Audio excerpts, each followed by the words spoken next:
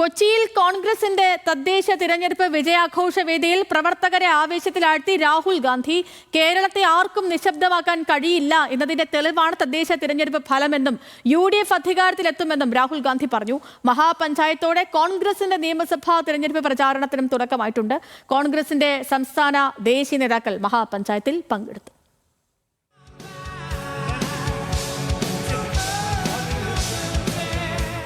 തദ്ദേശ തെരഞ്ഞെടുപ്പിൽ മത്സരിച്ചവരും വിജയിച്ചവരുമായ മുഴുവൻ സ്ഥാനാർത്ഥികളെയും അണിനിരത്തിയായിരുന്നു കോൺഗ്രസിന്റെ വിജയോത്സവം. എറണാകുളം മറൈൻ ഡ്രൈവിൽ നടന്ന സമ്മേളനത്തിൽ 15,000 പേരാണ് പങ്കെടുത്തത്. കേരളത്തെ ആർക്കും നിശബ്ദമാക്കാൻ കഴിയില്ല എന്നതിന്റെ തെളിവാണ് തദ്ദേശ തെരഞ്ഞെടുപ്പ് വിജയമെന്ന് രാഹുൽ ഗാന്ധി പറഞ്ഞു. നിയമസഭാ തെരഞ്ഞെടുപ്പിൽ UDF അധികാരത്തിലെത്തുമെന്ന് ഉറപ്പെന്നും Rahul. I can tell you with 100% certainty that nobody can silence the voice of the people of Kerala. And this election, this coming election and the local body election will demonstrate that the people of Kerala's voice is loud and clear. And in those meetings, different people had different opinions.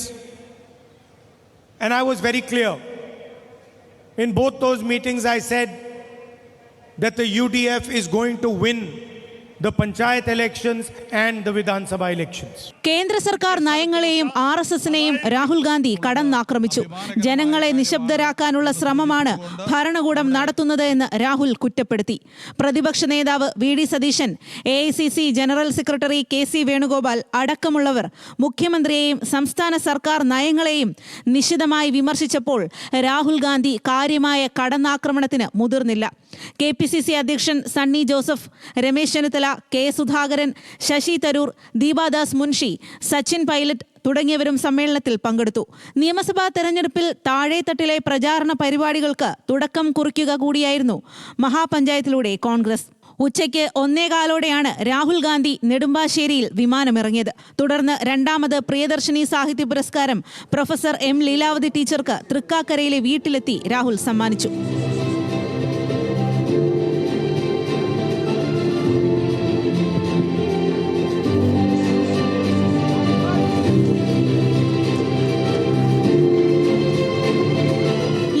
ടീച്ചറിനെ വീടിനോട് ചേർന്ന് ഒരുക്കിയ വേദിയിൽ വെച്ചായിരുന്നു പരിപാടി. Teacher കേരളത്തിന് മാത്രമല്ല രാജ്യത്തിനാകെ അഭിമാനമാണെന്നും ചടങ്ങിൽ പങ്കെടുക്കാൻ കഴിഞ്ഞത് വലിയ ബഹുമതിയായി കാണുന്നുവെന്നും രാഹുൽ പറഞ്ഞു. We are very proud of you. We congratulate you for all your achievements and for the wisdom you have given to the people of Kerala and the people of our country. And we look forward to you completing your century soon. India രാഹുലിന്റെയും പ്രിയങ്കയുടെയും കൈകളിൽ സുരക്ഷിതമാണെന്ന് പുരസ്കാരം ഏറ്റുവാങ്ങിയ ശേഷം teacher പ്രതികരിച്ചു. I hope that the India's destiny will be safe in the hands of Rahul Gandhi and Priyanka Gandhi. നെടുമ്പാശ്ശേരിയിൽ നിന്നുള്ള ചാർട്ടേഡ് വിമാനത്തിൽ മഹാപഞ്ചായത്തിന് ശേഷം രാഹുൽ ഗാന്ധി മടങ്ങി. ന്യൂസ് മലയാളം, കൊച്ചി.